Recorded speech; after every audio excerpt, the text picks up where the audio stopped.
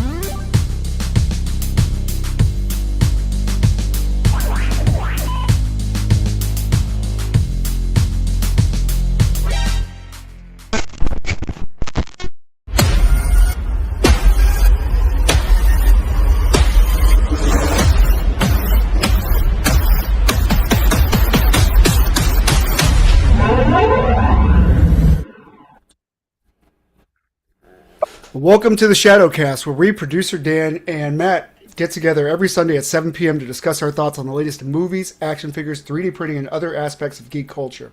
We also produce 1/12 scale props that can be found on our website, 𝗖𝗽𝗆𝗆𝗆112. Today, we're joined by Tarik DJ Holmes, owner, artist, and writer of TDJ Comics. I'm sorry about that. Matt, take it away. Thank you so much for joining us. Tarik, thanks for coming on to our podcast today. I mentioned your comics after the Fairfax Con last year. When was that even? July? That was around July or August. Yeah, one of those two. Yeah, it was a while ago. But yeah, you were one of the two people that I spoke to because I don't know. I felt the con was kind of weak with terms of exhibitions and everything that was going on there. But I went over to your booth and talked to you about your comic, and it's really awesome to have you on. I should have grabbed them. But right now, you have a Kickstarter going on for issues 3 and 4 of your current saga, right? Yes, awesome. yes. So basically, this is not one of the questions that I gave you, so I'm a liar immediately. I just kind of like I watched one of your other interviews that you had, but for our viewers who aren't familiar with it, I just kind of want you to talk a little bit about the background of Atlas, Edge of Rebellion, and how you kind of put this whole thing together, because I know that this has been a long time in the making for you. So Yes, it's been a while, and I promoted to a lot of people when I first launched the first issue. The first issue took me 7 years to create, and so the way the origin goes is that I've been a long fan of superheroes. I grew up. My uncles introduced me to the lore of the comic books, so of course the usual Spider-Man, Batman, Superman, you name it. And so as a kid, I always wanted to create my own superhero, and so. At that time, I didn't have a name for this for Atlas. I usually called him by generic terms like Waterman. And so throughout my teenage years, I believe, and college years is when I started to learn more about the comic book industry and learn about the storytelling and everything. And so I came up with somehow a light bulb just went in my head and said, you know what, this will be a dope series to create, and kind of do a world building based on his powers. And so around college, I started developing the series to where it is right now with Atlas, where it's a story about where the world is evolves. The world was built by these four powers, which is air, fire, earth, and wind. And so with those four powers created what's called the elemental race. And Atlas is one of them. He's one of from the elemental legends. And in this story, throughout the series, it's all it's a lot of going on, but Atlas, he lost his mother in an accident, which ties it into the elites, which is an underground organization, and they are hell-bent on destroying his hometown because they have some rough history with his city because they abolished or they, tried to annihilate his race, not knowing that half of those people are born with those powers, with elemental powers. And so this strikes a elemental war. So Atlas is in the midst of elemental war while discovering some clues and some mysteries about what's going on with his mother, with the elite organization, and even some secrets that we're going to unveil throughout the series with Atlas. And so that's what brought it to my attention that this would be a great series. There's a lot of action going on. There's a lot of world building involved. And so, but yeah, that's pretty much my origin story for Atlas. So yeah. Yeah, he's really good at the cliffhangers because at the end of issue 1, I was like, "What's going on now?" And then at the end of issue 2, I'm like, "No, I have to wait." Yeah. So right now, like I said before, he has a Kickstarter up for issues 3 and 4. Oh, come on, I had it up. You're doing good on the funding right now, right? Because you have what, 2 more weeks? Got 2 more weeks, and I believe we're more than halfway there. All right. Nice. Cool. That's crazy. Congratulations. Yeah, I want my shirt and my comics, man. I also like that you're collaborating. It looks like you're collaborating to do alternate covers with people. I remember from the guidebook that I bought at the con. I love alternate covers. So that's really cool that you were doing that. Yeah. Where are we at right now?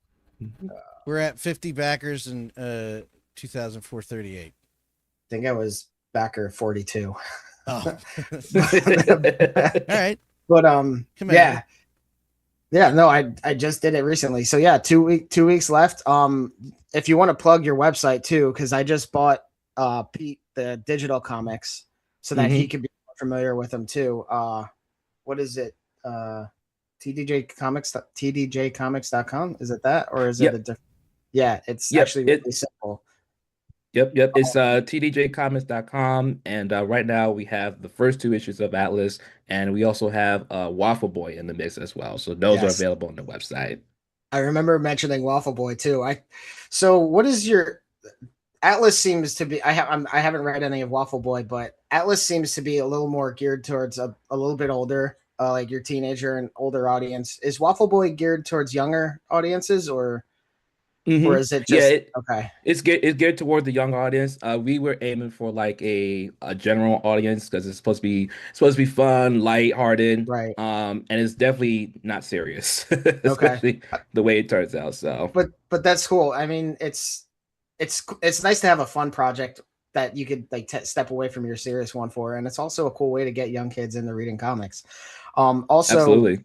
He mentioned that issues 1 and 2 are available on his website. They're also available digitally, so you don't have to wait for the mail. You could just get them. You could just download them through your email once you buy them, which is pretty handy because comics take up space. I know because I used to hoard them. Oh my gosh. So can I ask you? Can you give a little backstory of 𝗺𝗶𝗿? And because I'm not familiar with that character at all, and I would like to just like an overview. You don't have to dive deep into it or anything like that. Yeah, sure.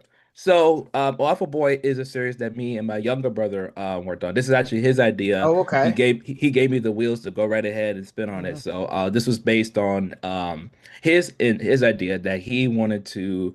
I think his idea was, what if Breakfast was a superhero? His favorite breakfast is waffles.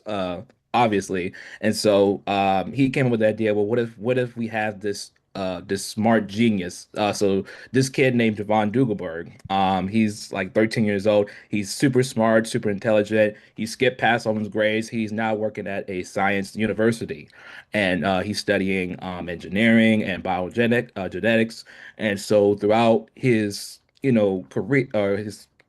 career, learning about the stuff, he incidentally turns himself into a waffle. And so throughout the series, he's learning the ropes of how to transform. He's trying to figure out how to, cope with his powers because now he's just a living waffle. And we get to see any other characters similar to that where they turn into other food powers. So you got French toast. We're going to see Biscuit Man, Bacon Man, you name it. Any food that you could think of, they turn into a a super villain. And Right. so that's just a little series that my brother just been passionate about it, and I'm so glad that he brought me forward along with it to kind of Yeah. continue on with the legacy. And like I said, it was so funny. It's such a dope series to collab with, and like I said, for the younger audience, for the children, just Yeah. something that Definitely. kind of get your mind off. You don't want nothing serious. Turn your attention to Waffle Boy because he's definitely somebody Yeah. you can enjoy. So It makes me think of the Flash, but with breakfast foods. yeah. Yeah. You All fell right. into like a proton waffle maker or something. Yeah. Oh man, that's awesome though. How is it working with your brother on a project like that? It's amazing because Yeah. like I said, he's so adamant about waffles and French toast. And so Okay. we him and I would just bounce off ideas like what if this character become it? What if this would have happened? And Yeah. we talk about like some of like the themes and some of the things that he's going through. And so I believe in the first issue we kind of laid the groundwork on his family. So it's family driven, his family's Okay. involved in the process. One of his uncles is a conspiracy theorist. So he's thinking, when he sees these breakfast people, they're aliens. Yeah. So, so it's a lot of fun, kind of like, taking, these ideas and kind of just formulate this breakfast universe in a way Yeah. and just kind of make it, just a fun experience Right. for people to enjoy. So it's dope. Yeah. It's very cool. Definitely. I'll have to check that out because it sounds really quirky, but like in the right way. So back to Atlas. So Atlas takes place. Araborn is the city, or is that the continent? It's a nation. Okay, it's the nation. Okay, Hmm. gotcha. Hmm. Hmm. Okay, yeah. Uh, Humans, for me, it's dumb, but like I always have to make sense of humans and not Earth. Like I've been playing Gears of War, and like they're not on Earth, but they're humans, and they have different ethnicities that you see on Earth. So it's just some stupid thing that I always have to wrap my mind around. Um, Wait, so hold on. That's hard, but the lady alien humanoid at the end, we're good with that. yeah, I'm fine with that. Oh, okay. That's just me too. I just want to. I know we're on the same page. I was just making sure. That's all. Oh, you're talking about Gears of War. Yeah. I'm talking about gears. Yeah. Well, because that also works for Atlas, buddy. Oh, okay. Well, I'm ahead again. Good. Okay. Small spoiler for you if Hold you on, haven't let me read issues 1 buy and 2. now. Yeah. Sorry, I didn't mean to throw you off like that, dude. No, That's it's why I fine. shut up. So I got a couple questions. I actually had the opportunity to read the comic, which I thought was great. And it's funny because you kind of just answered one of my own questions while you were talking about coming up with Atlas and how long ago you did that.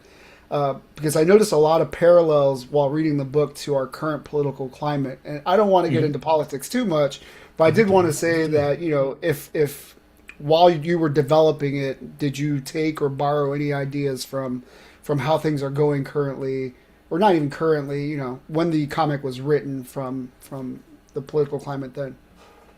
Yeah, absolutely. As I was developing the series, I, of course, I reflected the world we are living today, where, as we see, the world is evolving and changing, different power sets and different, laws abiding. So I wanted to, when I was developing Atlas, I wanted to make it somewhat relatable, but also somewhere, where we can, kind of like relate to the elemental species, kind of like how with Marvel when they did with X-Men, these people born with powers, and of course automatically people are like, ew, that's gross.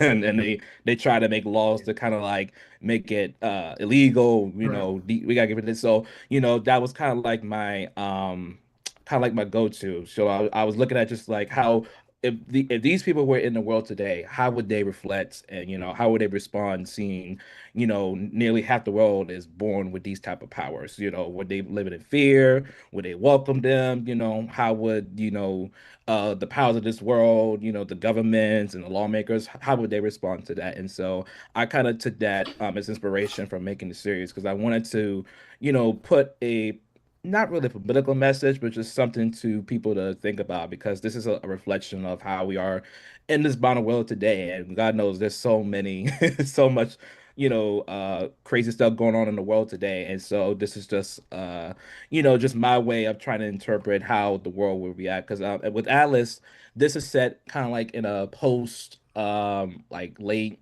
30th century where technology is advanced, we got some cyborg, cybernetic enhanced people, and even though the world has evolved, some of the political stance is still, there. And so, it's Yeah, that very sounds interesting to see. timely. Yeah, yeah. So, it's just like, even as the world is evolving, how are the people still, you know, living and responding to those type of themes? And so, but yes, that was my, inspiration that, I just take little things here and there in the world, and I wanted to, with the elemental race, I wanted to be a place where people can, learn from where we are, where we came from, and how can we as people learn to cope with that and cope with, when someone looks different than us, or maybe someone that we may know that's a part of us, but they're born a different way, or they just, they're inherently different from us. What does that say about us as a human race? So, Nice. Okay, thank you so mhm. much. One Yeah. of the other things I wanted to point out was I noticed that you had said that you are a big fan of Spider-Man growing up. I noticed some slight parallels to Miles Morales when it comes to like his father being in the police officer, him trying to hide that identity. Not a bad relationship, but essentially a relationship that isn't as open as others because of their different secrets and their different opposing views and stuff like that. Uh, hmm was that one of the things, or what drew you into writing Atlas the way you did? So with the father involved, yes, I wanted to create a dynamic with his family because just to go on with Atlas, Atlas was one big happy family. He had his father, his mother, his Mhm. sister, and they were before this whole elemental thing became a problem in the world, they were all one big happy family. And then after his mother went away, the family kind of just broke apart. And so I wanted to create this sort of relationship where the father is rather, or at least the Alice is around a distance to his father, but his father's Right. trying to be overprotective with him and his sister. Yes. Yeah. And with the father, I also wanted to create a way where, because with him, he works at a police division, and they're trying to find clues, trying to figure out where this elemental war is happening, where it's taking place, where are these people coming from, how they're living on the ground. And so with them, it's just another way for me to kind of like go more on the detective side, things, learning more about the city that they're living in. Because as we said in the series, there's a lot of cliffhangers, there's a lot of mystery going Right. on. A lot of people are saying things about, well, the world isn't as it's supposed to be. We talk the story reflects on about how people are being treated in the world, and so it's a good way for me utilizing the father to kind of like look more into that and see where it is, while at the same time he's balancing his family, he's balancing his work life. He's got to fight these other guys, these other bad guys in the Right. process. So you know but this is definitely a good way to for me to kind of put on the relationship with him and his father, because I feel like a lot of times with parents, especially with fathers and sons and mothers and daughters, that dynamic gets lost in the comic medium. And so I wanted to kind of like have that develop in the process, because right now at this point in time, like I said, Alice, he wasn't nothing to do with his father. At times, his father's just don't want to talk about his mother. Right. um Alice, wants to find some kind of way, because right now he's grieving, he's trying to find some kind of peace or some kind of way for him to kind of like find the answers to what he's looking for. And his father's like, I don't want to talk about that right now. And Right. so that kind of, you know, makes the relationship kind of more distant. And so the only Sure. person he Yeah. can talk to with this, mystery is his sister. And the sister has somewhat of a relationship with his father as well, because they're living together. But at the same time, the father is just being overprotective. He's too busy. He's going around. He even though he has a good heart in place, he's just not where he should be as a father said, because after that whole experience with his mother, now he's kind of like, Yeah. well, where'd I go from here? Yeah, definitely relate to that because as a father and as somebody that when they get in a situation, I tend to bury myself in my work as well, trying to find answers or kind of overcome that situation. So I kind of relate to where the father was coming from. But that also brings me to another question. So usually when you create art, you kind of have pieces of you in there as well, whether you intentionally write it in there or not. So which character or what aspects of the comic book do you find yourself more relating to with terms of like how you wrote yourself in this comic, essentially? I can see myself a little bit with Atlas in terms of like knowing where to find my place in the world, because with Atlas is he's so emotionally attached to what's left of his family. And, Right. without his mother being the picture to kind of put the pieces together, he's kind of like, well, who am I? And, what is this relationship? My father won't speak to me. My sister, I at least have a relation with my sister, but who am I in this world? And, like I said, with Atlas being this vigilante of sorts, trying to sort out, these powers or trying to figure out, what's left of this world, you know, um, I can say that, Atlas kind of is a piece of me. Just, as growing up, as very young, I'm an artist, at a ripe age. And just my whole life, I've been searching, looking for like, hey, what can I do in this world to offer? I'm an artist. I'm pretty much a one-man band. I can do this, I can do that, I can draw, I can animate, I can do all sorts of things, but what's my place in the world? Where can I go that people will accept me as who they are and so forth. And so I kind of based upon my feelings, in the world today with Atlas, so that, with Atlas, you know, um, he's kind of a loner, and he Yeah. needs his people to kind of like cope and to give him some form of perspective on how to move on with this information, or try to like cope with just based on the facts that, hey, it is what it is. You got to find some way to kind of move on, or otherwise it's going to eat you alive. And so but yeah. 100%. That was beautiful. I Thank you so much. I think that you made a good point about bringing his father and their relationship into it, because on one hand, it gives us a lens to see that world through someone who doesn't have any kind of elemental powers, and that could be a central character. But I also exactly what you were saying about their relationship and how his father almost seems to be trying to move on from it and have his son move on to it rather than letting him grieve his own way. So I'm interested in seeing how that dynamic plays out. And I think it's interesting how his sister is almost like a middleman, and how she does have her own unique relationship with the father and and Atlas. There's a lot of parallels in my family dynamic. My sister talks to my father. Me and him don't have a great relationship, so definitely relate to all that stuff. Pete, that's too Yeah. personal, man. I don't This is care. on YouTube. And Twitch and whatever else Dan's streaming it on. No, Um, no so- comment on the family unit thing.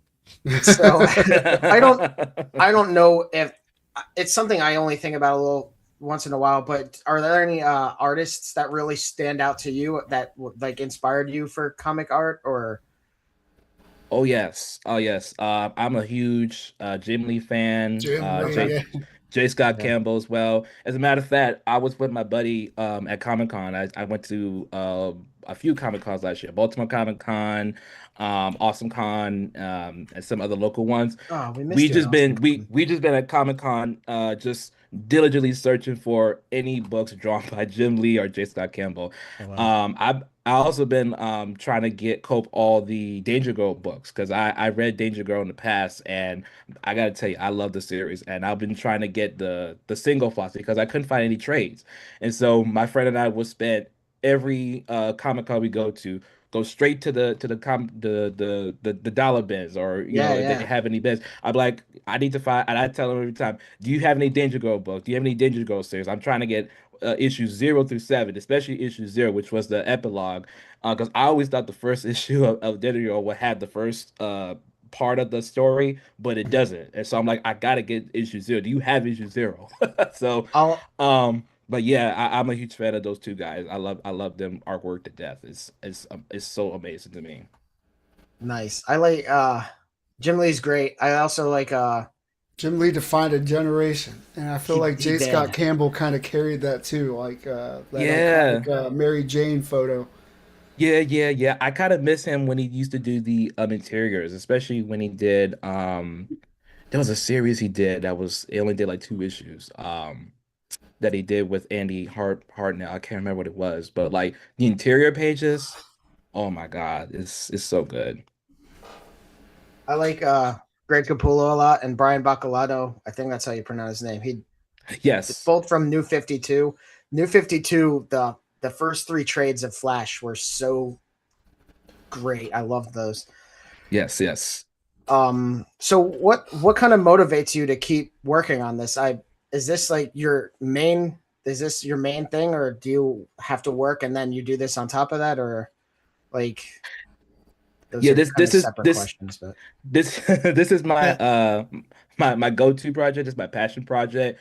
So I, any free time I have outside of work, outside of yeah. home, family and stuff, I always try to spend time to develop the series. So I've been working on the series for, like I said, 7 years. Yeah. And like I have a vision on where the series will go.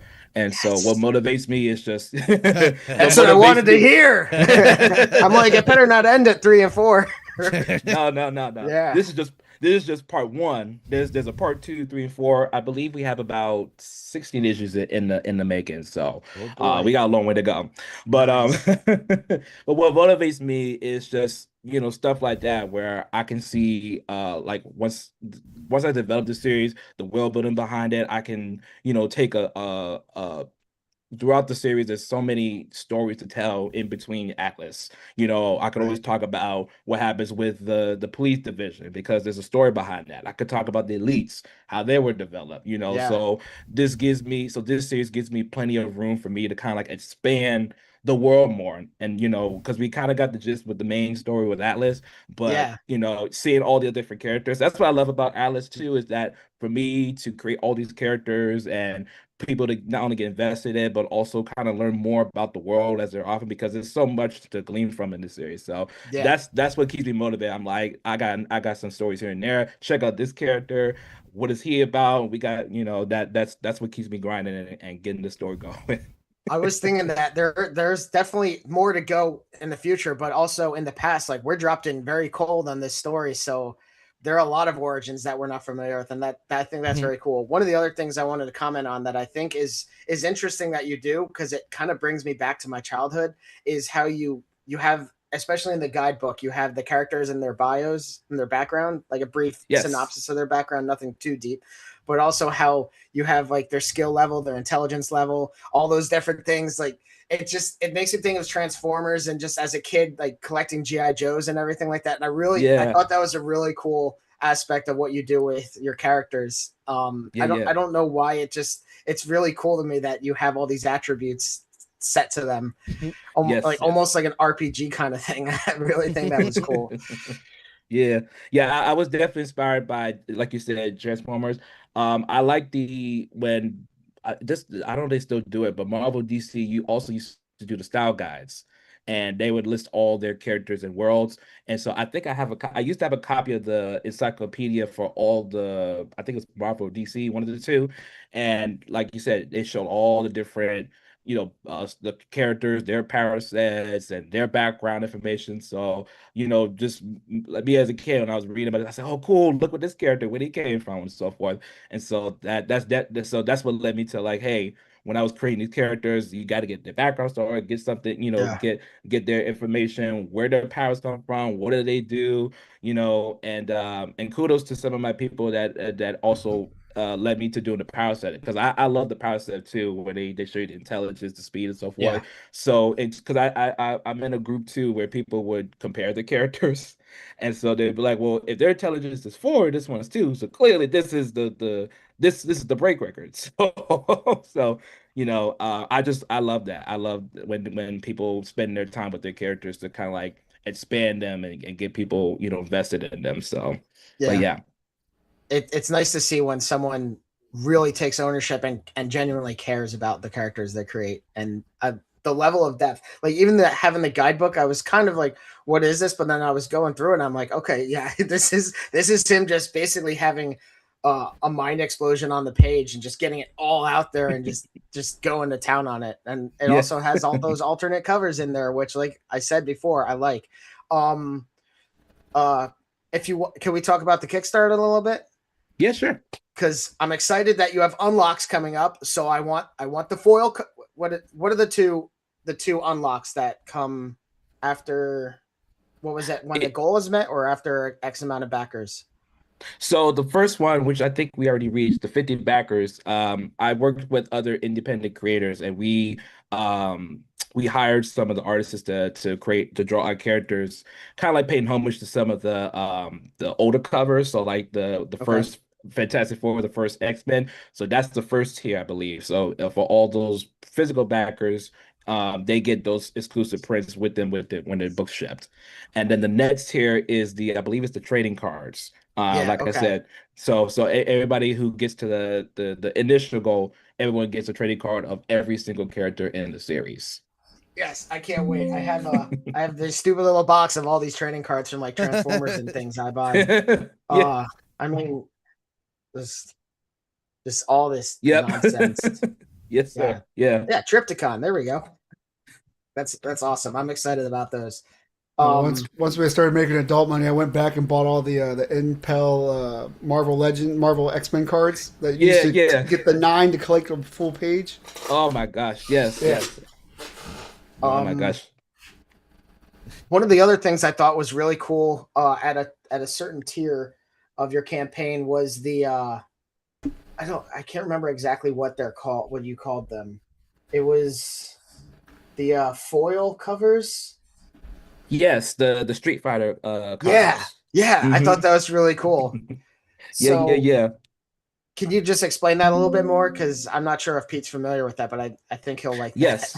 So if you guys are familiar with, just name any fighting game, whether it be Mortal Kombat, Street Fighter, Tekken, I created a variant cover for those characters where they're literally in a video game character selection, and you get to see them two characters versing one another. And on the bottom, you see all the characters that are in the book. And so this was a way for me to kind of put my nostalgia video game goggles on.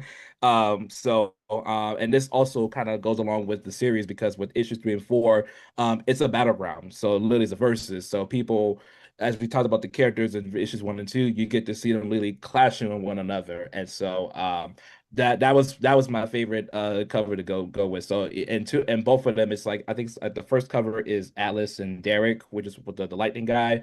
And then issue 4 is a new character. We see 2 new characters: Chelsea, who's one of the police fighters, and then a character named Cryogen, who can literally convert himself, or make his skin into crystals, and he can formulate into whatever he wants.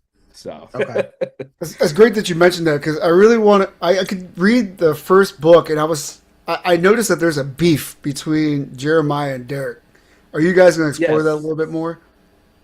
That will be explored probably in the 4th issue. Okay. But yes, there's some beef going on, so you'll definitely see some. Yeah, Pete and I were talking about that. I'm like, well, Jeremiah's just being a jerk. Mad petty. I loved it. It's so petty. It's like carrying this guy, and he's like not even helping him, and his power is to multiply, and he won't even like lift a finger to help this guy. I was like, nah, something's got to be up. I do like that you have all these feeble alliances between people, like even between Atlas and Amara. Like there's like Atlas clearly doesn't trust her entirely, and I kind of like how you have all these little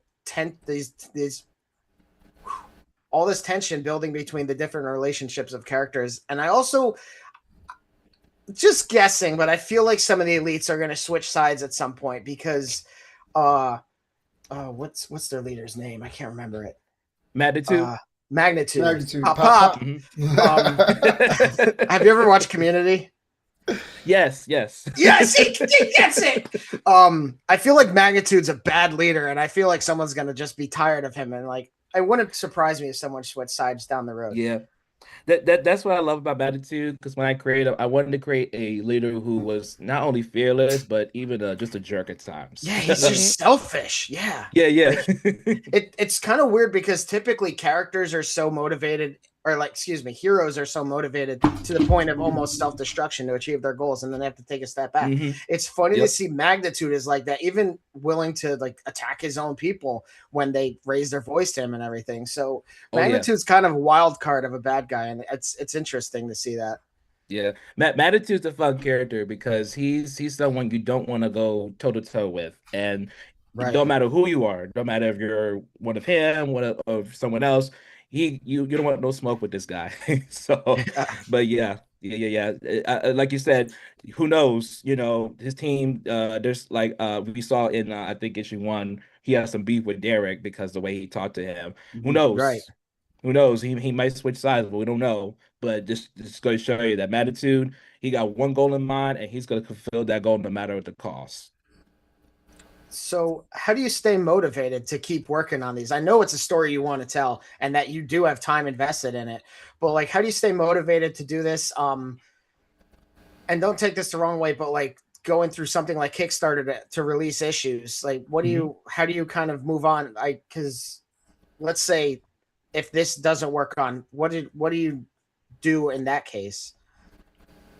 So what keeps me motivated is, I would say, the fans, because if it wasn't for the fans in the beginning that that kind of made the project the way it is, that kind of gave me, you know, the hopes that this series could go somewhere, I wouldn't be in this position right now. And so, you know, my first issue, I will say my first issue was kind of like my jump up point, say, hey guys, I created this story, what do you think about it?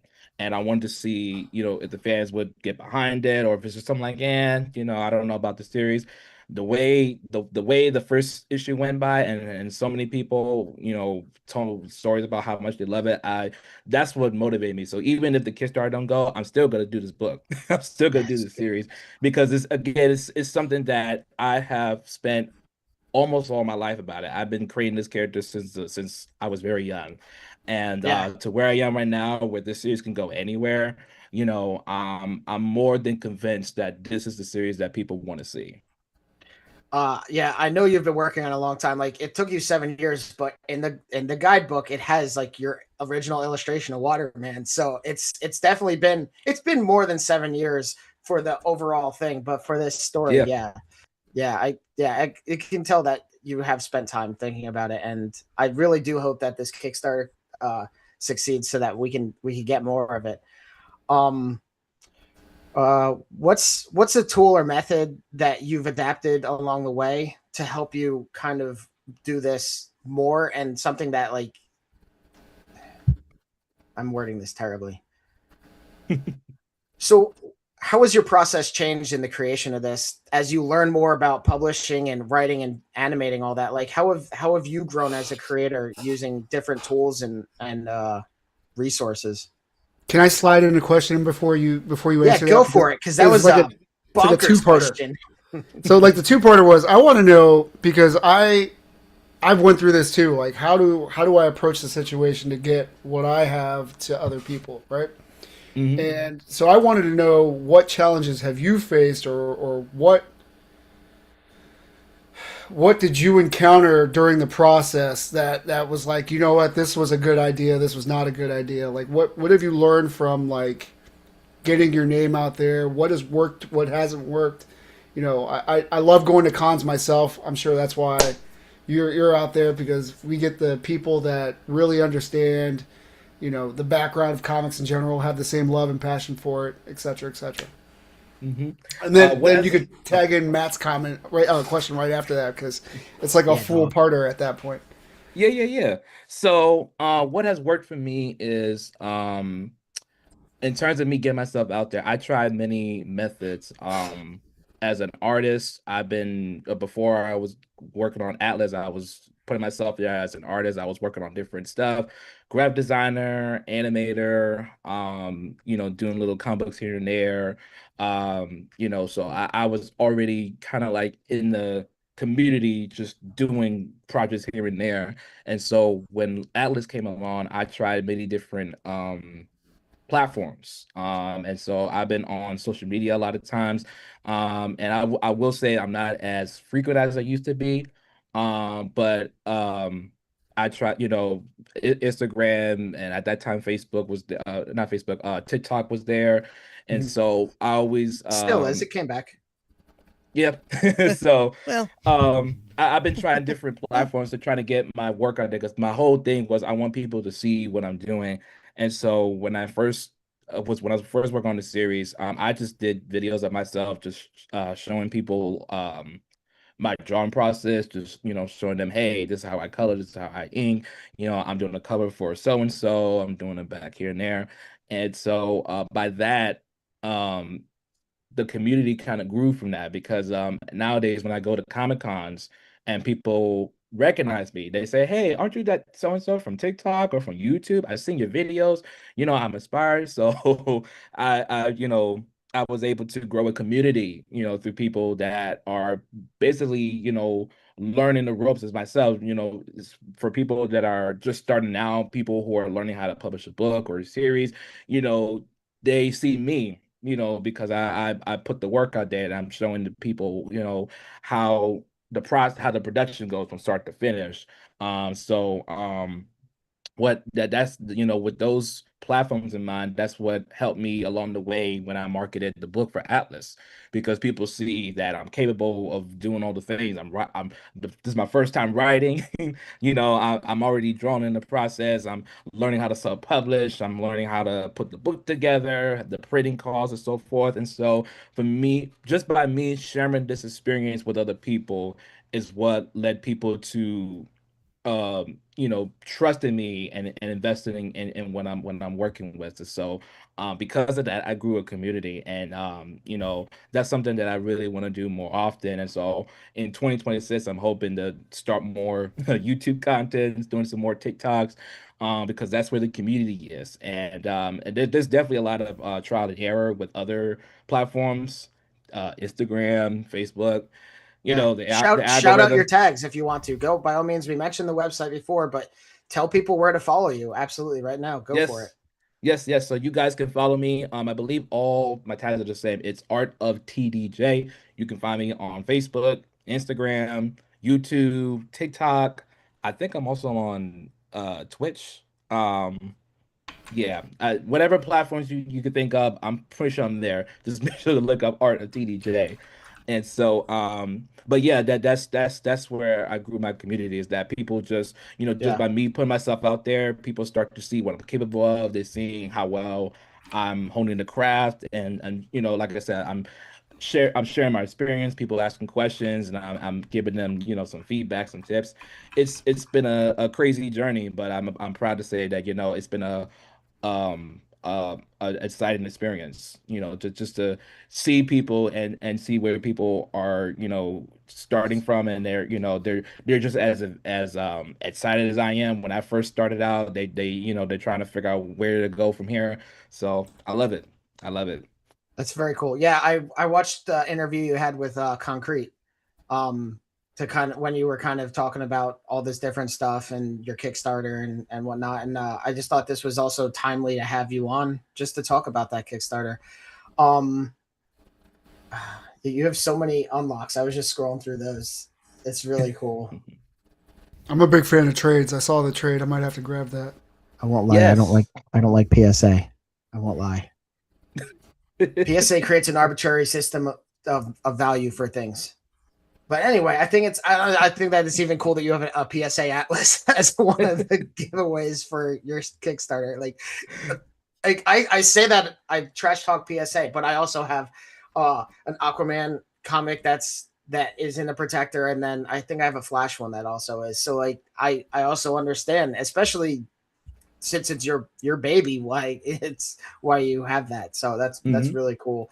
Have you looked at like local distributors to try and do physical media in store or anything like that, or not really? Yes, I actually have two. I think I have one comic book store that holds my books, and I also work with a local distributor Okay. 𝗀𝗶𝗿 that does my books outside of my reign. And so oh, I'm sorry. The first comic book store that I work with there in Ashburn, they're called Common Logic. They've been a Okay. I proud haven't been there. yeah, they live in Ashburn, I believe. I forgot where exactly they're in Ashburn, but it's further down. But they've been a proud sponsor since I, introduced myself to them. They've been so they love the character. They love both books, and so they were the first ones to let me do a signing with them, and got a lot of people involved. And so as of this day, they still hold my books, and I think they got the guidebooks too. Okay. So they had my books, and then of course 𝗀𝗶𝗏, which is also a distributor. They sell my books nationwide, so they sell everywhere from. I think someone said they got a book from Miami, one of my issues from Miami. I'm like, wow, that's pretty far. So Yeah. but yeah, it's That's just cool though. it's an amazing experience. Like I said, I only been in this industry for a short span, and I'm already, people are just. I'm seeing books just everywhere besides where I live in Virginia. That's So it's amazing. yeah. Yeah. Yeah, you live like an hour away from me. I mean, we met each other at Fairfax Comic Con, so clearly Yeah, we're yeah. not that far. I I'll, I don't want to dox where we live too much, but I was just I'll saying, message wait, you. hold on. What? I was just saying, wait, dance that Yeah, line. no, I'll message you with some other comic stores I know of that you could try talking to for physical media and place. Let me write that down so I forget. Don't forget. hmm Pete. What Pete? I was hoping you'd cover for the Matt while he was writing the note because You didn't hear me writing that? I Yeah, wrote I as heard you loudly write. as I could, man. Yes. Hey, why are you? Tarik, I don't know why I try. Just to No, I produce I it. noticed my son had changed the letters Just- around. Mom. I just work here. Uh, um, are there any other creators that you want to shout out that have helped you along the process? Or Yes. yeah, go for it. Shout out to my editor, David Goringer. I'm sorry if I'm botching your last name right. That's my guy who lives in Chicago. The guy had not only edited my series, he also did the theme music for it as well. Yes, So for the Oh, trailer. for the trailer, yeah. So if you Yeah, hear yeah, if you check that I trailer, remember you. yeah, if I you did remember the you tra you talking heard to Concrete about that. Yeah, yeah. So yeah. he did the beats today, so I gotta give him a shout out to as well. Shout out to even some of my fans, Concrete as well. They've been stalking me for a while now, but they've been big supporters along the way. To all my I call it my day one sponsors, people who've been with me from the start. Shout out to them. Like I said, if it wasn't for you guys, Atlas would not make it to 3 or 4 issues. So yeah, Wow. but yeah. So, what has your experience been like at all the cons you do? I don't know how many you actually go to, but you said you went to Awesome Con and you were also at which other one? Baltimore. Baltimore. Okay. So, what has your experience been like at those? Are there any that are better than others, or Yes, there are some that are better than others. I will say, oh, Big Lick seemed to Big be Lick? one of the bigger ones. I that one a lot. I didn't realize how big it was. And so Big Leg was definitely a con I'm going back to for sure. Baltimore as well was pretty good as well. It was nice to see some of my people that I know and Right? that live in Maryland. So that was cool as well. I will say a few of the local shows. I guess because of the people involved and I guess some of the guests involved, they kind of change over time. And so Right. on a local level, some are good, some are okay. Yeah. Um, but I would say, I did like almost kind of like a Comic-Con tour around my state because there were just so many cons last year that I attended to, and it was definitely a cool experience because I met some Yeah. people that already see me the past year or so, while meeting some new fans.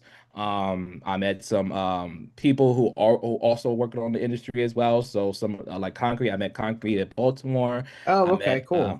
yeah, I met some other folks that I know that's also in the indie space. They were at the Comic Cons as well. So I will say like last year was definitely I would say it's definitely a surreal experience. Yeah. When we do the cons, we're over in a different space than publishers and artists are. So we get to meet people, but I like honestly just interacting with the people who attend the con is a lot of fun sometimes.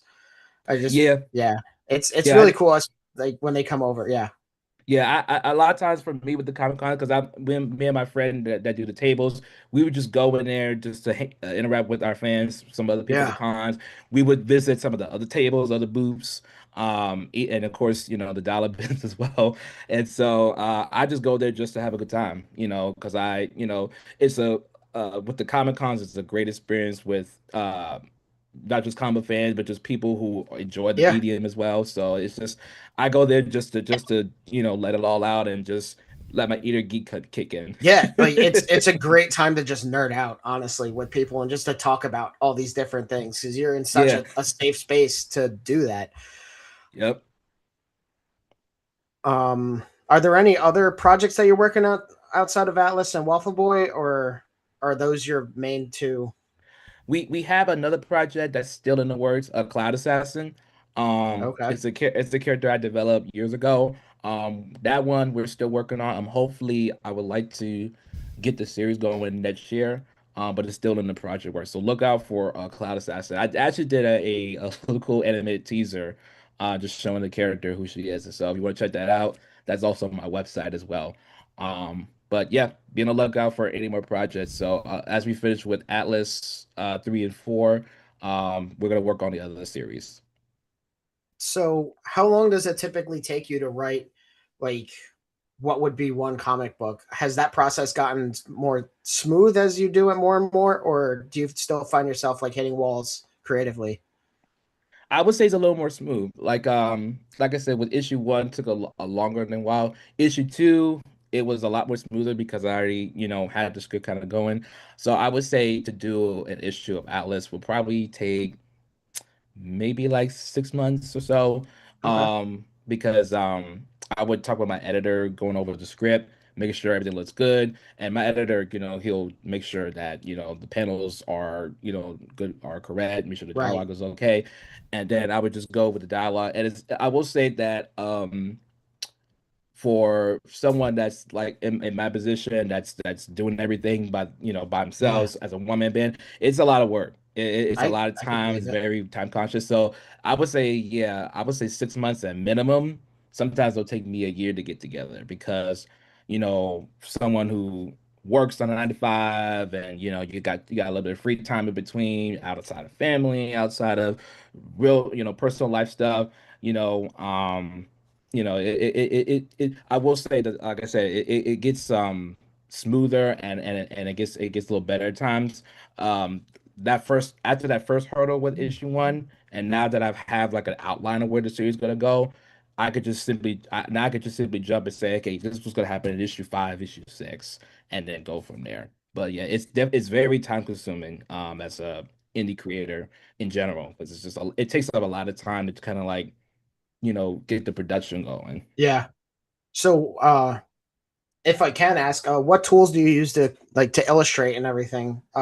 What like software, hardware? What programs do you use? I use Clip Studio Paint and I rarely use Photoshop, but only when I need it.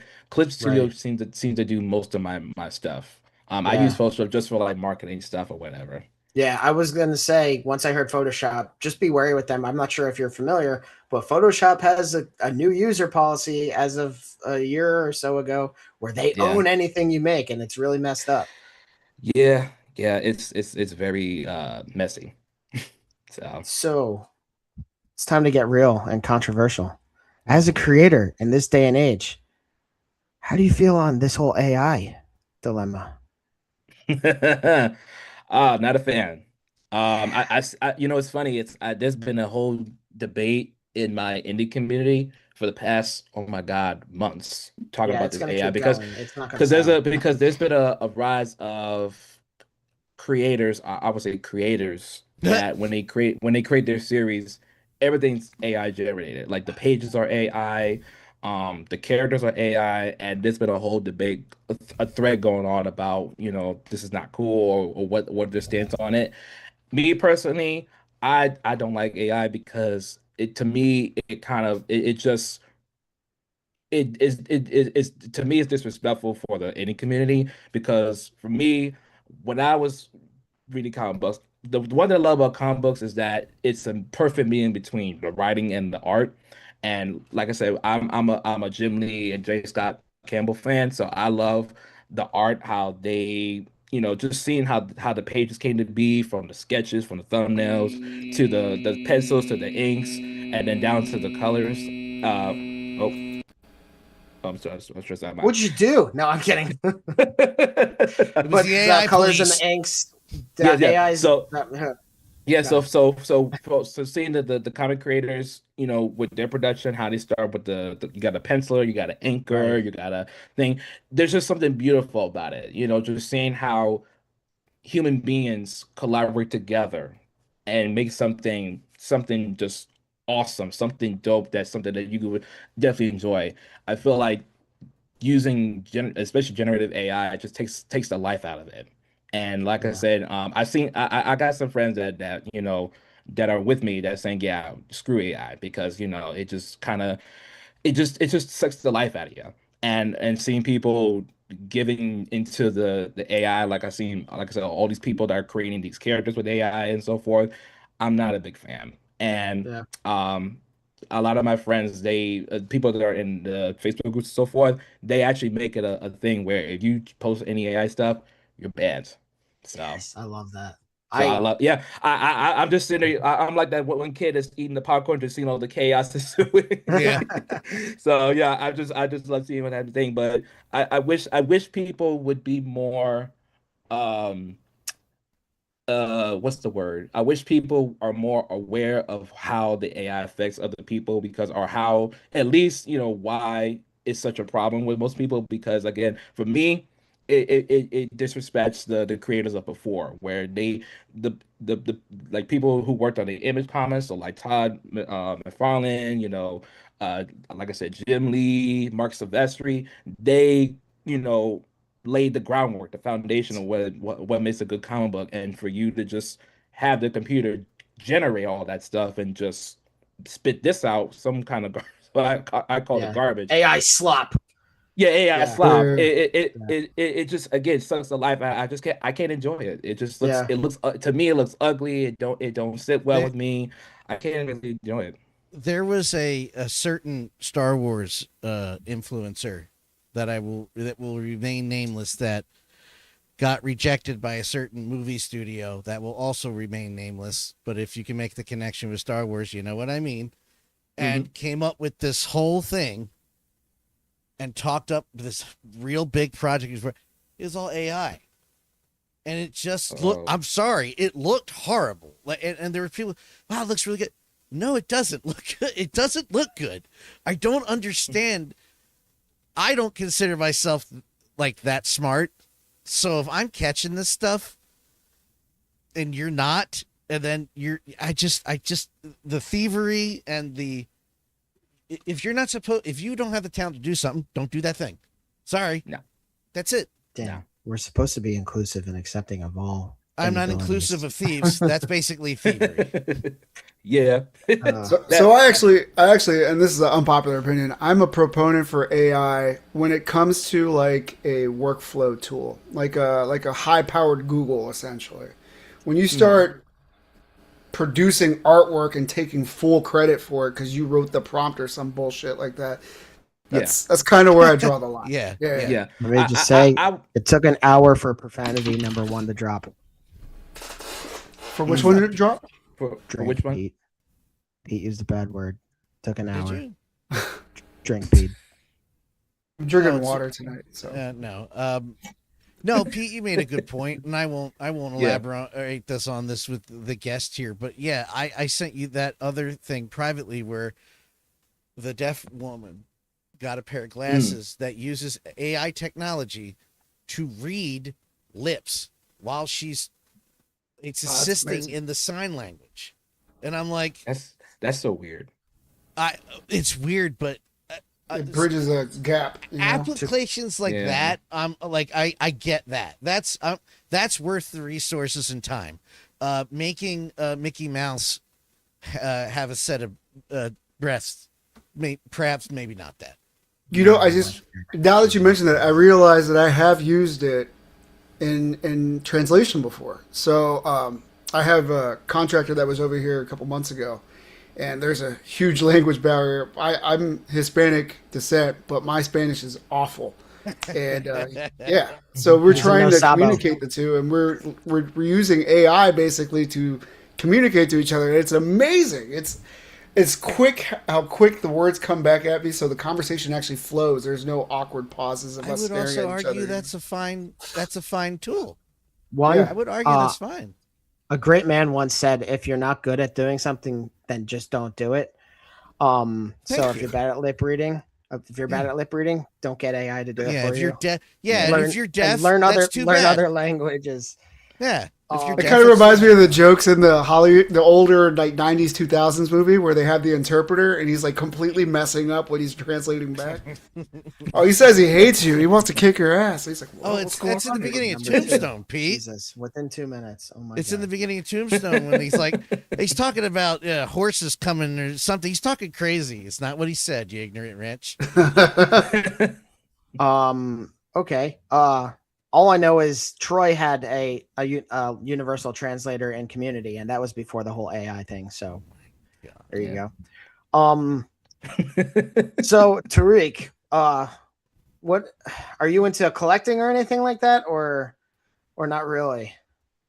Comic book collecting, yes. Comic. I mean, that's already takes up a lot of space because like I had 6 bins when I finally stopped doing them. Yeah. I actually have 2 kind of collectors. I got comic books and I'm actually collecting Funko Pops. Oh boy, that's a dangerous one. I kind of do like over my shoulder. You can see all my Jurassic Park ones because they're dinosaurs. Yeah, I had to stop because I ran out of closet space. So yeah. But yeah, I got like a whole shelf right here. You know, because I have I think I got most of the Marvel and DC characters. And there's plenty more they have. I got like the Justice League and the Avengers. Any more, it's gonna color up my closet. So I'm like, I got the gist of the characters. I'm good. But I try to stay disciplined with those stupid Funko things. Sorry that I'm calling them stupid because I know you do collect them, but so do I. I have 4 of those whoever makes them, those racks those cardboard things where you put them in the slots. Yeah. I have some of those. It's a cool way to do it. I also have the big Tyrannosaurus, Spinosaurus, and Giganotosaurus because those are fun. Yeah. What comics are you currently into collecting and reading right now? It's funny because they just ended the series. I'm into the Ultimate Marvel Universe. Okay. I just finished collecting Ultimate Black Panther and Ultimate Spider-Man. I'm actually gonna get into Ultimate Wolverine because I heard it's really good. I think I read the first issue and it was really good. But I'm into the Ultimate Marvel Universe and the Absolute Universe for DC. Oh yeah. I've only read Absolute Batman so far. I just picked up number 2 the other day. It's so good. I just finished reading Absolute Batman, the first 7 issues, and Absolute Superman, the first 7 issues. And I gotta tell you, some good stuff. Yeah, some really good stuff. I almost picked up Absolute Flash the other day, but I'm not too familiar with what they're doing. So. I saw there was Absolute Wonder Woman, and I was like, yes, I will be reading that. Yeah, she was. Oh yes. She was raised in Hades. For Absolute Wonder Woman. Oh man, I'm down. Yeah. I'm down. And if anybody had any questions where Batman stood on current events, you should read Absolute Batman because he answers all those questions. Yeah. But I also like at the end of that, I also like that he's defeated because he hates that he had to go that route. Yeah. Well, don't do terrible things and Batman will punch your face. Yeah, I guess. But it's such a cool way to not really invent Batman, but put him in a different way because like the way Scott Snyder did Absolute Batman is just almost genius because it's like what if Batman was not rich, you know, but you know he's friends with his own villains. He's his own rogue gallery. Killer I thought Croc that was is interesting. training him. Yeah. Killer Croc is trading him. He's working with Harley Quinn. Like all this this twist of what the Batman Lord used to be and spinning it into where they are. Yeah. It's amazing. I'm like I'm down for it. It's Yeah. crazy.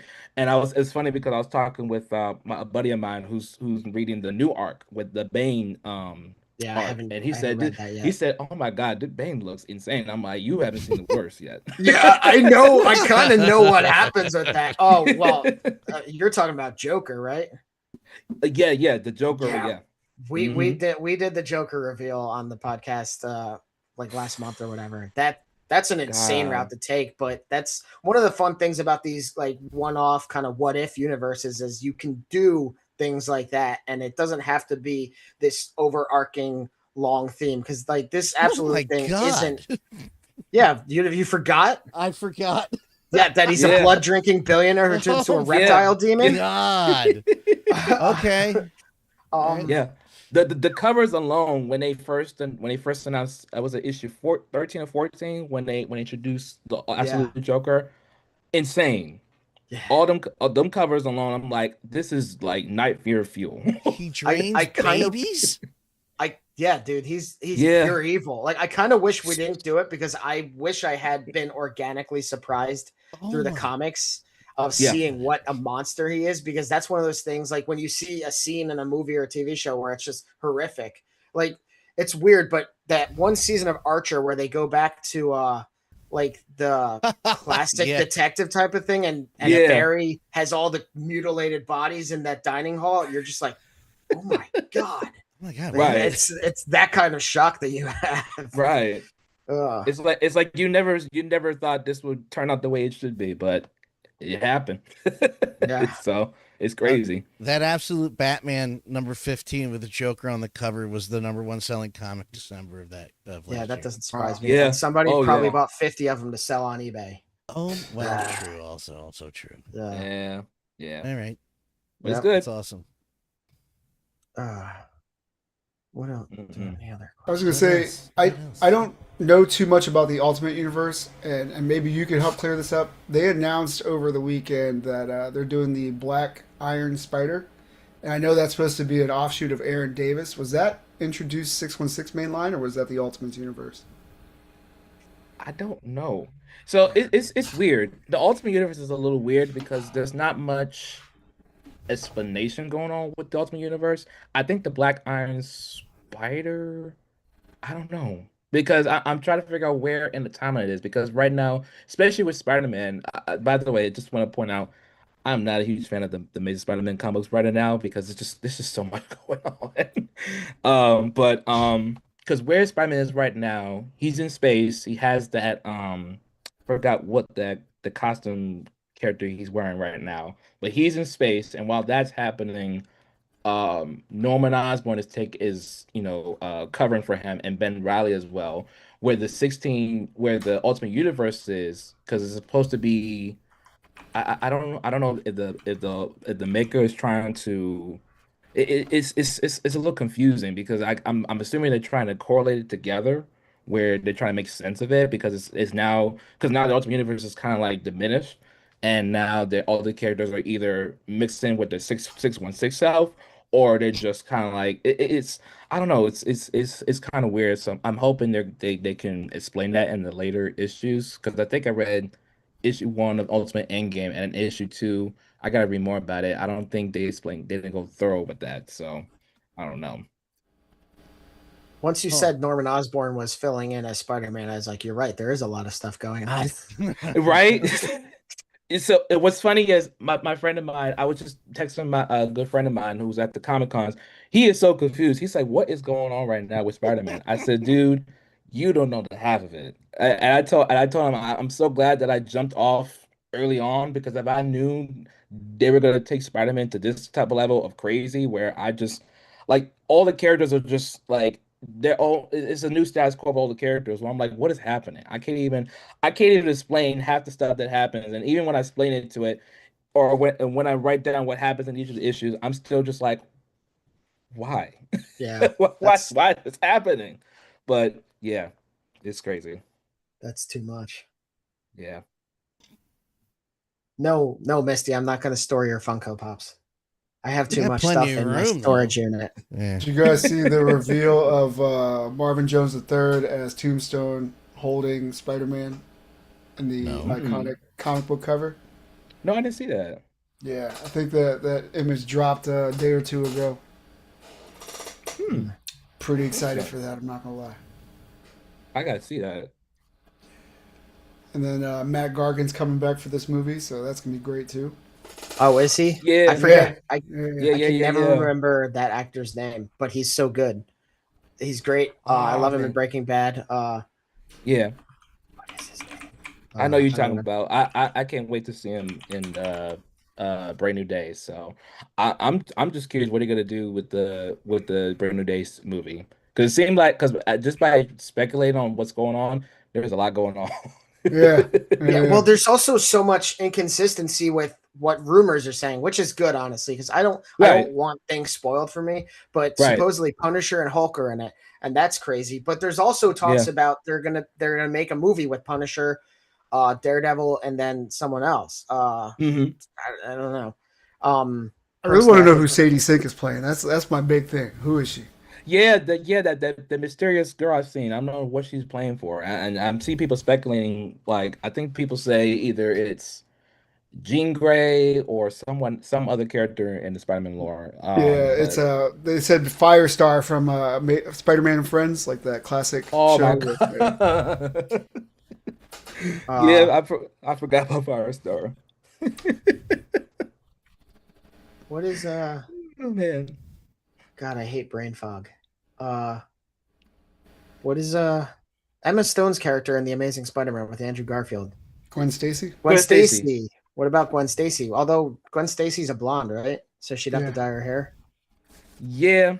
I mean, yeah, they would have to do that. But then again, the MJ that was in the previous Spider-Man, she didn't have red hair, so who knows? They might put she was also not a white chick. No, she wasn't. I mean, so that's which is honestly fine if they don't stick to stuff. I don't think it's integral to the universe if MJ's white. You know what's wild though is, like, when I grew up, like, we didn't have representation like that, right? Yeah. And at first, like, I was like, I don't care. Like, I'm influenced by these guys anyway. It's cool. Like, Captain America's my dude. I loved Wolverine growing up a lot. And then I watched, this is like too much information, but I watched this show called One Day at a Time, but it was the reboot version where the family was, where it was Cuban immigrants played by Puerto Rican actors. I was like, oh shit, this is what representation feels like. This is amazing. And then since then, I'm like clapping for everybody when I see the representation. I love it. So, including your comic, I noticed that there was a Latino best friend for Atlas. I was like, that's awesome. I might be wrong. Is there a white character in Atlas? There is. There's a couple of them. Yeah, they're bad guys. I mean, I don't care. That sounds like a strange question to ask, especially after Danny chose to highlight my comments on Japanese perversion. From it's true. They have. We were talking about a specific line of figures that's over sexualized. That's how that came up. It's not over sexualized. I just want to say, as an overprivileged white boy, I don't care what color or nationality any of these goddamn characters are. It doesn't bother. It's not a thing. That's not a thing. It never occurred to me until somebody was like, "Aren't you mad? It's a woman now." No, no, Fred, I'm not. No. Yeah. Also, it's halfway through now, but like we didn't even mention that it's Black History Month. When on the first episode of February. Well, so failure on our part it's like three. It's like two white dudes and a Puerto Rican. Like, we forgot. Yeah. Craig Lagans has been taking care of it on the wrestling podcast, I can assure you. Okay, cool. Yeah. I did have another question and now I'm forgetting it. Sorry. Blame me. Is there anything else that you would like to talk about regarding your Kickstarter or your comics that we haven't asked you? Oh yes. So with the Kickstarter, we have different covers. I'm actually cool to show you guys. I was able to commission these a while ago, but We got I don't know if I can show them the thing. These coins right here. I think I'm getting one of Challenge those. coins, yeah. Yeah, Can I y'all got see that it? as an add-on. I like challenge Yeah, yeah. coins. Yeah, so these are challenge coins. So this is actually based on the story. So as I said, the world Ah. is built upon the four pillars of the universe. The water is one of them. And so I thought this would be a cool idea for the backers to check this out. So you get to be official, it says official descendant of the Water Dynasty, which is where Atlas came from. So he came from that Nice. race. And so these are available at the Kickstarter. Like I said, I only got 100 of these available, so these will run up fast. So be sure when you check the Kickstarter, make sure to check this out on the add-ons and get these while they're fresh. I'm getting one. I'm excited. Support it so I can get my challenge coin and read the comics too. Yeah. Oh man. So what do you think is the hardest part of putting these together? Writing, illustrating? I would say writing, because this is something a little new with me, because I'm That was my I'm already, question. yeah, I'm already an illustrator, but the writing is something new to me, especially learning about kind of like the fundamentals of how to write a story, Right. and like the hero's journey, the three arcs and so forth. So because I'm always about, well, what if this story goes this way? What if it goes that way? So always these plots and twists and so forth. So but I will say that the writing is definitely one of my uh something I need to improve on. But it's also great because I get to just write whatever I want. And Yeah. thank God I got an editor that's behind me and say, hey, hold on, let's dial up a little bit because it don't make no sense. Honestly, it's really like you know everything that you want to do with it. So yeah, it is important to have someone else saying like, what's going on between these friends? What's going on right here because it's not clear. Right. Something you don't do a lot of is the expository bubbles. You mostly your Yeah. comics told through dialogue, and honestly, that's a really good thing. Because your Hmm. characters move the story rather than having something that has to be explained and everything like that. Yes. Um, I trailed off. Oh, do you want me to explain about the expository part? Sure, yeah, go for Yeah, it. yeah, yeah. So I always believed in when it comes to creating comic books, like I said, the two things that mix together is the art and the writing. And I want the pages to kind of explain what is happening on the thing. The writing is kind of like the ice on the cake. And so that's kind of like one of my, I guess, my pet peeve with some of the older books is that they always over explain everything while you're Yeah, reading the pages. And so as I'm creating Atlas, I don't want to create when I'm doing my comics, I don't want to create a story where that's just repeating itself and just yeah, over something everything. Even if it's something like when it gets to like the explaining like what do you call it? When you it's what's the word? It's when you explain things in the story, when expository. Yeah, it's Exposition. yeah, yeah, it can yeah. that exposition. It can get bogged down by that. I've Exposition, seen yes. comics that do it. You're like, this is turning into a novel now, and Right. that, like I like reading novels, but like you don't go to a comic book to read something that's dense with writing. Like you go there to Hmm. appreciate the art and like the story that moves along at a faster Yeah. pace. Yeah, something that I talked to some of my peers, I talked to the people that I got inspiration from. They told me this. Imagine if a comic book is a series, like a TV series. Right. Imagine each book was like an episode. How would you direct it? How would you direct it? Obviously, with the TV series, you want to see the characters, even though the series got a lot going on, the visuals is what people are profound on. And so but that, I want my art, I want the combos to speak for itself at times. If I have to put Yeah. dialogue, so forth, of course, you need dialogue regardless to explain what's going on, but you want to have a perfect medium of all, the different, parts of a combo. So the writing, the art, the bubbles, you name it. And so I believe Yeah. once you get that perfect medium, everyone's happy. So Yeah, I agree. I think you do a pretty good job of like, yeah, it's not bogged down at all by yeah. dialogue and everything. Like I think, and I also like the way you have it paced so that when Amara comes into the story, you do understand more. Because I remember watching your interview with Concrete, and I hadn't read the second comment, and you're talking about the four elements, and I was like, oh, I haven't gotten to that yet. And then, sure enough, in the second episode, the second comic, the second issue, I was like, oh, here we go. Yes, we're finally seeing the breakdown of everything. So I thought that was really cool. Yeah. Yep. And what I love about too with Who is that with the characters like Amaro, you get to see like a glimpse of where they come from, and you as a reader is like, oh shoot, that's amazing. Well, okay, so where does that go from there? So I like to lure the readers into, other stories, because as I said, we already got Atlas in his background. He's trying to find the secrets of his missing mother. Okay, what about this character? Because clearly, Amara, she just came out of nowhere, and all of a sudden, she's falling around Atlas. What's her story? What's she about? And what's her goals? What's her motivation? And that's something too that even I learned as I was becoming an independent creator, is that you want people to be invested in not just your main character, but even some of the supporting characters. Yeah. Everything's got to stand out, because you never know where the series will go. And just like the world today, there's a whole lot of stories to tell in this complicated world that we're living in. And so, it shouldn't be that complicated, When I was no, but that's the writer's responsibility. Make it make sense. Yeah. When I was reading, I was instantly reminded of the game Infamous. For some reason, like immediately I was like, this feels like Cole. Like the type of universe that he would be in. I don't know if you played that game. I don't think I played it. I heard about it, but I haven't played it. They need to remake it, honestly, because it's really hard to replay. It's so gosh. Well, it's when Sucker Punch was small before Ghost of Tsushima made the blow up, but the second one was so much better even then. But yeah, it reminded me a lot of that.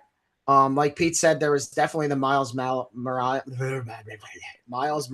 comparison or parallels that I saw, which was cool because you're setting up that dynamic in your universe. I'm honestly also, like I said before, and I'm returning to it, but I am interested in more about this police force because they look nuts. Like their uniforms and everything like that. Like one of the other things I noticed is how stylized your art is. And we had the franchise art on a few years ago. I'm not sure if you're familiar with his work.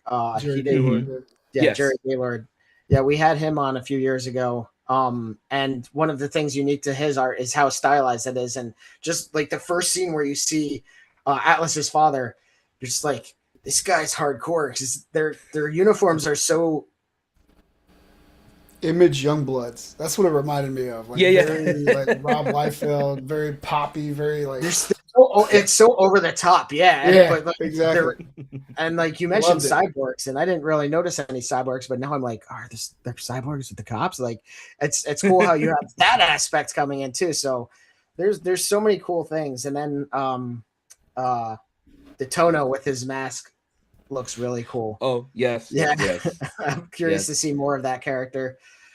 It's cool because with my style, I always try to. I'm also into the manga, in the anime stuff. So I think my brother introduced me to more of the anime stuff. So I kind of with this series, I want to pinpoint my style towards kind of like that stylistic feel, where it's a blend between the traditional comic books and the manga feel, because I wanted to feel action packed. I wanted to feel a little bit of sci-fi, and so with the police force, I was like, wouldn't it be cool to have a militarized police force with just all kinds of designs and pockets and everything? Like they're supposed to be they're supposed to be a police force. They're a police force for a reason. So they gotta look the part, they gotta dress the part. Like, hey, so that's all part of the world building, the style. Because at that time, like I said, Alice is set in a post, I was about to say that's about a design, right? Because they don't have powers and they're facing powered people. They need to set exactly. You got to dress the part, so you got to look as crazy as they are. Well, that's what I was saying. I'm not for the militarization of the police, but in this world, an Araborn, you have to kind of have that because you have this whole criminal organization that is just super powered. And now I'm thinking about how at some point I feel like his father has to realize that Atlas is his son, and that's going to come Oh into. yes. Oh, I'm just thinking about that, and then the internal conflict his father has to have when he sees how they're treating these vigilantes and these criminals as this military force. And oh yeah. That's coming. That's coming. I can't. I mean, Yeah. that's not a spoiler. Anybody, like, it's inevitable. That's like Yeah. that has to happen at some point. Identities get revealed. Oh man, Yeah. I'm excited for 3 and 4 because the kickstart, the cliffhanger that issue 2 ended on. I was like, no, we're about to see like a huge showdown, and now I'm like, I have to wait all this time for the Kickstarter to end and then for things to ship out, and I'm excited. I'm very excited for it. Yes, It's gonna be really cool. Yes, and like I said, with issue 3 and 4, this has been my favorite 2 issues so far because again, it's a clash between these characters. It's SmackDown. We spent all this time investing in the characters, so why not just show off what they can do? And just expect a lot of surprises, a lot of action going on. Some people might, they won't live to see another issue, so we'll see. Boy. So there's a lot of stuff going on, but yeah, that's the next 2 issues, so you gotta check it out. This is a weird question. Are they going to be color or are they going to be black and white? Both. Oh man. Mm-hmm. Oh, man. Was that a stylistic choice or was that just part of the process? It was kind of a test run because I have some anime manga fans, that love the black and white stuff. So it was kind of good point. Yeah, it was kind of a nice, cool little option for them. So if they wanted to do just black and white, which is, I believe I made that official as cover B for all my issues, they could just simply say, hey, I just want to, look at black and white. They like the half tone, they like the screen tone. So, I give them as both options. So if they want to do color, just do the main book. But if you want to do the manga style, you want to read it in the manga form, get the cover B. Gotcha. Okay, I was curious as I was reading. I was like, was this an intentional thing or what happened here? That's a really good point though, and man, there's a lot of cool stuff. I'm excited for the future of Atlas. Anything else that you wanted to go over? I think we're getting towards the end of our interview with you, but is there anything else you wanted to talk about with it? I think that's it. Just, we're 2 weeks in and we're more than halfway day. So I appreciate all of you guys who supported us along the way and get into issues 3 and 4. And then we officially got a trade, wrapping this up in one volume. I'm super stoked. I'm super excited. I never thought I'd get this far, but it's all thanks to you guys for the opportunity. Thank you guys for the platform. So I've just encouraged you guys, just if you got any friends or family that's in that you think they love the series so far, if they're into the sci-fi and the stuff that Atlas has to offer, share this campaign, let them know this, to check out this series, because again, a lot of people, they love it, they enjoy it, and again, I wouldn't be here if it wasn't for the fans that pushed me to make this series a go. So yeah. Awesome. That's awesome. Well, Tarik, thank you so much. Oh yeah, but I was going to ask if you guys had any more questions for him. I'm good actually. Yeah, I think we went through a lot, man. So thank you so much for your time. Yeah, it was fun. It was great talking to you. So much fun to have our little nerdy digression about comics and what's going on in this. I always love having those conversations, but it's also really cool to see your enthusiasm and hear you talk about your products and your comic and what you're doing with those. So I really hope that other people could see that this is something you're passionate about. And I really do hope that some of our viewers go and check out. I mean, even if you buy them digitally, it helps. Go read issues 1 and 2. Honestly, I would say get the guidebook too, just because it's cool to see some of the alternate covers, some of the origin art, and even little sketches of some of the earlier development of the characters. But also back to Kickstarter, you don't have to pledge a lot. There are 2 weeks left to do it, so go ahead and check that out on Kickstarter. You can find it. I think the best way to find it is probably just Atlas Edge of Rebellion number #3-4 hashtag 3-4 yeah. So just look up Atlas Edge of Rebellion in Kickstarter and you should be able to find it. on Kickstarter. It's Tarik DJ Holmes. So if you look up if you just type in his page, you should be able to find it under his projects. So yeah, go ahead and check that out. Read issues 1 and 2. We are going to move on to our other nerdy stuff where we talk about upcoming releases of figures and everything. Did you want to hang on for that, or did you? Yeah, sure. Okay, you're more than welcome to stay on, because we're just going to talk about Hasbro releases and everything they're doing. And then we're going to get into some possibly weirder stuff that Pete sends links to for some reason. You know exactly what I'm talking about with the deluxe bonus pre-order figure, Pete. Oh, the cow figure. Yeah. I didn't see a problem with the cow. What you talking about? So I follow. There's a couple third-party companies that I follow. 5K Toys, Toys Metaverse, and Toys Meta Toys Box, something like that. But not only do they carry like these third-party figures of like characters you would rarely find, but they also carry some pretty bonkers other studios' ideas that are either overly sexualized or super violent or things you wouldn't normally see. So that's why I try to support them as much as well. So? No, I don't care. Oh, To each their own, brother. So's the Okay, end well, of and 𝗀𝗡𝗋𝗂𝗋𝗂. Okay, so then before I get into anything, Yeah.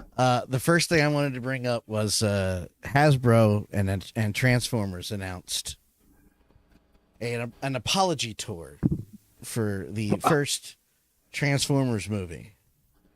The first one? Yeah, and I'm talking about not 19 the first.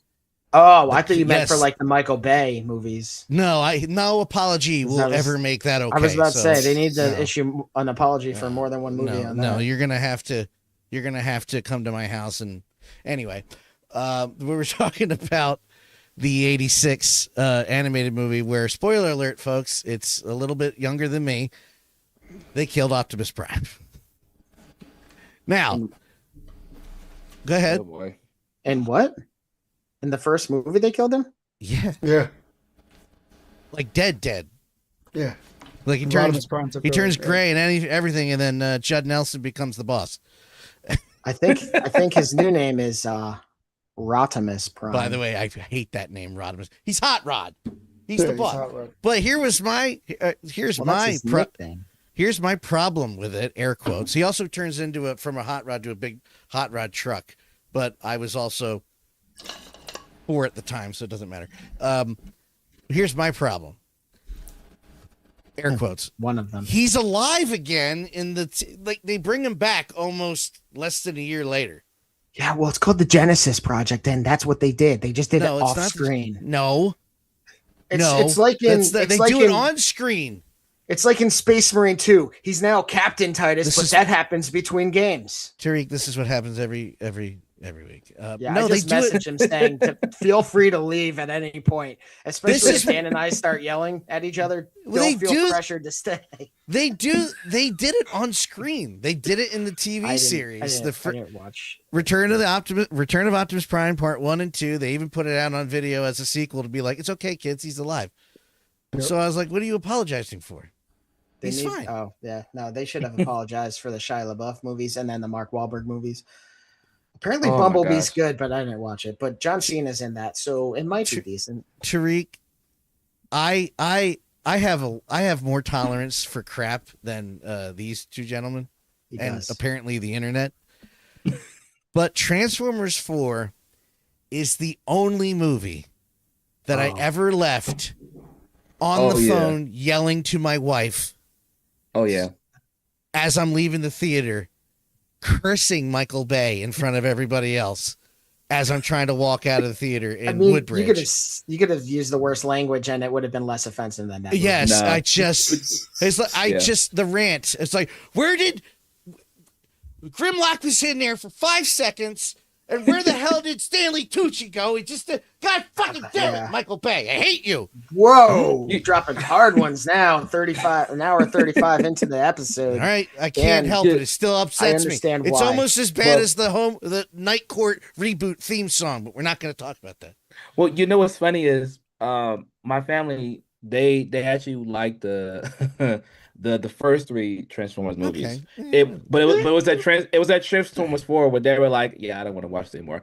When they got to the point It where is marginally worse. when they It's got to the very- point where it's Mark No, when it got not to the point where it's marginally. Mark Wahlberg and the girlfriend and then the guy, the boyfriend was like, what is going on? What is happening? Why did Michael Bay have to include some obscure law where it's illegal to date an underage woman?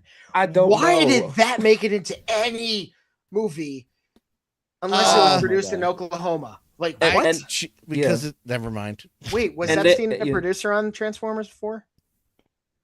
No. Also, You- I you think got- they you gotta missed look at they missed a huge opportunity by not calling it trans the number 4 MERS. Like they should have done that. I think come these on. movies would be more Yeah. tolerable if Yeah. Michael Bay could hold the camera still. I think one of the stupid plots that in that movie, and that this what got me. I was like, this is too much. Is when they made the new Transformer element. They call it Transformium. Oh, that's I'm like, right. Yeah, and I'm like, whoa. didn't- That's a great like, plot device. Like No, in it's not. Avatar with unobtainium. It's No, it's genius. But I'm like, didn't they already invent that in the first movie where the cube was supposed to be where they're, where they're supposed to originate from? Like the cube was supposed to be where how they were Allspark? created. The Allspark, yeah. Yeah. So I mean, they don't that- say what that's made of. It's comprised of like pure energon or Okay, Duracell or something. So maybe I can pass that. Then they started making was it Galvatron, and the Yeah, guy I that can plays it, remember he his was name. like, why does it keep looking like Megatron? And then you can clearly see they're using the head of Megatron to Well, make a new Transformers. Galvatron I'm like- is Megatron, kinda. Yeah, but not in that. But not but in that that's not what movie. they're going for. Yeah. They're not going for Megatron. They want to make another Transformers that's not a Decepticon. And for some reason that whole movie they were like so like puzzled, like why does he look like Megatron? Why is he getting out of control? Like clearly you're using the head of Megatron. He's Yeah. literally a Decepticon. You're using Decepticons to create a Transformer. That's It's why like- I'm like, yeah, no. It's like Godzilla versus Kong, where they're like, why is Mechagodzilla being so evil? Well, you use Ghidorah's friggin' DNA to get that thing up and running. So Right. Yeah, but that's on What a purpose. What a bad movie. No, but That's no, terrible. It is a bad Mechagodzilla movie. was supposed to be on humanity's side, and then Mechagodzilla was like, you're all gonna die. Somehow in a kaiju movie, they reached a point of diminishing returns on giant monster violence, and I don't understand it. I I don't get just Iron Man did a great job of having the big fight at the end and me being able to see all of it, which didn't make the other Transformers movies any better later on. It's like I can see that fight. I don't understand what's happening. And it's not a problem for me where I get like motion sickness. I just think it looks stupid. I actually stopped watching a movie 2 minutes in because of that. And it was the movie about Neil Armstrong called First Man. And it's literally just showing his daughters sitting on the floor playing, but the camera's doing this. And I was like, I'm out. I'm not watching this part. I'm not watching this piece of shit. I'm out. I turned it off and It's never went back. Done. It's not their fault that they chose to do it while they're on a pogo stick. So Once you know what made me madder about it, and then I'll drop it. Once I saw the behind the scenes where it literally shows Michael Bay punching the camera as they're shooting, I was like, you know what? I think no more cocaine for you. we need Ben Affleck's commentary on that. Yeah, me too. Oh, he has some great commentary though. All right. Pete's leaving it. I wanted to bring this up since Tarik is staying. I figured this was a good time. Disney's starting to sue people over using the AI videos of their characters. You know what? Oh, I boy. hate frivolous lawsuits, but I'm kind of okay with this. That's exactly what I was going to say. I was like, I hate that it's Disney, but like, all right, go Oh for my it. gosh. Stop And using that- generative AI. People can't breathe because of Well, it. I was just thinking of that guy. In theory, that guy that see what I did there, that used AI to make that whole movie. I'm like, oh, please go after him. Just make my day. Flint, Michigan finally has drinkable water, but that means that an AI factory can come and steal it all. Yeah. Well, don't even get me started there. I have a friend who lives in a town in North Carolina that has no clean drinking water still. Yep. Yeah, it's real fun. So yeah, I hope more people start doing this. I don't care how big the studio is. Do it.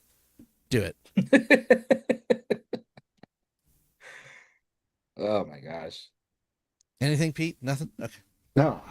Why would you want to see an AI non-canon Star Wars that's not good? I don't know. I thought this was more to it. We're going to skip that. Sorry. Proofreading. Cool. There you go, Pete. It's a model kit. Yeah. Oh, nice. Yeah. I like Mega Man. I didn't get into X too much, but I'm very aware who this is, and I'm almost thinking about getting it because I do have an X figure. It's a model kit. It's not a figure. It's a model kit. I don't know about put model it together. Kits. I've never done a model kit before, so yeah, that's what I'm saying. Like, this is not a figure. You have to put this together. And as I said before, even though 𝗀𝗄𝗃 makes it, it's still going to be a little loose. Like, the joints aren't that tight. Like, my audio cut out. Yeah. Who made this? 𝗀𝗃. Okay. Yeah. Yeah, like they're not bad model kits, but you're also going to have all the little lines from the sprues on the various points. So like, it's more than just putting it together. It's also filing down those stupid It's only 8 inches tall too, dude. $126 for 8 inches. You got to put together your damn self. Go to 𝗵𝗵𝗵𝗁, dude. It'll be cheaper there. I'm trying not to make the same jokes I do with the guest here, so I'm just going to move on. Yeah. Be respectful. He's a nice it's hard guy. finding action figures that have like good articulation without being too loose or too tight. Well, yeah, model kits are bad, but as hoarders, we'll always refer you to shfiguarts are good. They're a little smaller, they're import scale, but Mafex and these are more than just like your Marvel Legends. Like, these are your 50, 60 and upwards dollar figures. But Mafex does really good. Like, if love Mafex. They're doing like Jim Lee style Batman and X-Men right now. So yeah. I've seen those. Yeah. It was teased as a reveal by Mezco, and I'm breaking Dan's rule right now, but they're doing a new Punisher, and I'm hoping it's a Jim Lee style Punisher. Mezco makes figures with soft goods, so they actually have like cloth shirts, jackets, and what pants rule and whatnot. did we break? Oh, that's cool. I'm going past the line where you cut it off for this week. Oh no, that's fine. I'm saying I'm not gonna put a link up to it until next week. Yeah, no, it's only a reveal and it's in shadow, so like you can't see it. Also, yeah, go on. This next thing, if Pete doesn't give me a paragraph, I'm going to be very upset. Okay, I want to hear him. Why does it have my name in there? NASDAQ Matt. I didn't do anything. Quiet. Mattel and Paramount announced a multi-year global licensing partnership for Teenage Mutant Ninja Turtles. Pete, are you excited? Are you scared? What's your deal? I'm a little bit of both. I don't, and this is funny. I say I don't collect wrestling figures, but I clearly have like 10 behind me right now. Yeah, I was gonna say. I mean, I'm not crazy with the wrestling lore, but there are characters that I really like. The Rock, for example. I really like. Because I YouTube a lot, like watching shorts and stuff like that. So I get shown like the old Macho Man promos and the old Ric Flair promos. I love those because they're so out of their mind bonkers. So I went ahead and started picking up that stuff. So Mattel does a great job of making wrestling action figures, and they've done a good job with like other figures in the past. I'm a little nervous about what they're going to do with the Ninja Turtles line. However, and this is not a knock to Playmates. Playmates kind of like did their thing and then just coasted on that same line for 30, 40 years now. So it's nice to see somebody else kind of take over the reins and see where they're going to start coming in at these budget points. The other thing is, I know Mattel's not afraid to do vehicles that are affordable for wrestling. Yeah. And if they could do like a turtle van, if they're going to do the bikes, the airplane, all that stuff too, I'm excited, especially if they're going to be in scale, because I have a Technodrome right there, but that's for the classic 5-inch lines. So if we get stuff that's bigger and I have to buy into it, This might make me bankrupt or divorced or one of the two. So we'll see what's going on. We're a little column A and B. Yeah, a little bit of both. 6, Worst 7. case Like, no, I'm scenario taking this is and the house. Okay. we can rent and we can get an apartment together and both save money. But Pete, you can't sleep there. The statues are there. You're gonna have to find a different spot. Yeah, Hey, that's why I have the storage unit. No, that's the 3D printing room. What are you doing? Get out of there. Thank you. Yeah. Oh, I bought a new 3D printer, by the way. Did you? They say what kind of series they're of the TDJ Turtles that they're using? Or is it just they have rights for all like different series? Like, you know, they have different like the movies, the some of the shows or the comics. Like, do they have? I'm assuming that it's the full license for any Ninja Turtles because Playmates Okay. no longer has that Right, original yeah. license. Yeah, Playmates used to have it. This is going to be your like more retail brick and mortar store purchases because like they're like I said Mayfax before, but sh_figuarts put out cartoon turtles. Mezco has Ninja Turtles. NECA is a huge popular line for Ninja Turtles, and even those are like $35 because NECA is like we have our own scale and we're overpriced. I think it's for everything, by the way, Not Tarik. overpriced. It's just in general. Yeah, it makes sense that yeah, it's especially the size of that contract. They're not going to go for anything less, being that it's no longer Playmates as your retail turtles. So hopefully these are the Playmates one are very much toys. I would say they look wondering- very. I want to know what's going to happen to Playmates because that was their bread and butter for the longest time. So, Well, goodbye. right? Some people move on to bagels and cream cheese, man. It's funny you say that because weren't they the ones that also did the line of food that were not anthropomorphic? What's the word I'm looking for? Like humanoid bagels Yeah, and stuff like that. anthropomorphic. That's So where they were the fighting story. each other, right? Yeah. Mhm. Yeah. So maybe they could pick up some old licenses and start pushing those back out again. I would like to see those rehashed. The Ling Jiun line. I cannot wait for that to release. It's gonna hurt my bank account so much. That's another. They're $90 each of the Ninja Turts. I don't know if you guys saw the link I sent. I know we're breaking that rule of passing the line or whatever, but NECA is doing Fortnite figures based on the horror characters that are in the game. The horror. Yeah. Horror. So apparently, like Billy. He doesn't pronounce the second O horror, apparently. horror. Yeah. I was gonna say it's not my. He's like George Bush, the war on terror. Like, why are you Terror- fighting terror. Earth, George Bush? Listen, fool me Nuclear- once, shame on me. Fool me twice. Shame on. You ain't Never gonna fool me again. You're fine. I I miss that level of ineptitude. Yeah. Anyway, I promised myself that I wasn't going to do this with our guest on. Oh no, never mind. I can't find the link. You're lucky. Okay, never Cool, mind. thanks. He was Darn gonna it! get a little perverted. No. No, No, it was good. No, I was gonna bring up. I had a link ready and I lost it for. They did another remake of Wuthering Heights.